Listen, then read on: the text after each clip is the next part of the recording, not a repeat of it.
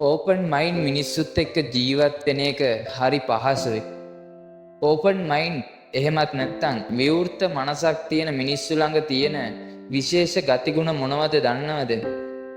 එහෙම මිනිස්සු අනිත් අයව ජජ් කරන්න යන්නේ නැහැ.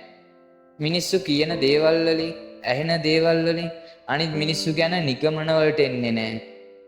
ඒ වගේම ලෝකේ හැම මිනිස්සෙක්ටම හැම දෙයක් ගැනම Tamanටම ආවේනික කියවීමක් තියෙන බව එයාලා දන්නවා. ඒ නිසා එයාලා තමන්ගේ මතයන් හෝ විශ්වාසයන් අනිත් මිනිස්සුන්ගේ ඔළුව ඇතුලේ පැල කරන්න යන්නේ නැහැ. ඒ වගේම තමයි එහෙම මිනිස්සු අනික් අය පෞද්ගලික ජීවිතවලදී ගන්න තීරණ විවේචනය කරන්න යන්නේ නැහැ. සමීපම කෙනෙක්ගේ වුණත් ජීවිතයට අනවශ්‍ය විදියට අතපොවන්න යන්නේ නැහැ. මිනිස්සුන්ගේ ජීවිතවල වෙන කඩාවැටීම් ගැන ප්‍රශ්න කරන්න යන්නේ නැහැ. බිඳ වැටීම් වලදී පුළුවන් විදියට ඒ මිනිස්සුන්ගේ හිත් හදනවා විතරයි. ඒක නිසායි ඒ වගේ ඕපන් මයින්ඩ් මිනිස්සුත් එක්ක ජීවත් වෙන එක හරි පහසු දෙයක් වෙන්නේ. එයාලා ජජ්මන්ටල් නෑ. ඕනි දේවලුයි එපා දේවලුයි හැමදේම හොයන්න යන්නේ නෑ.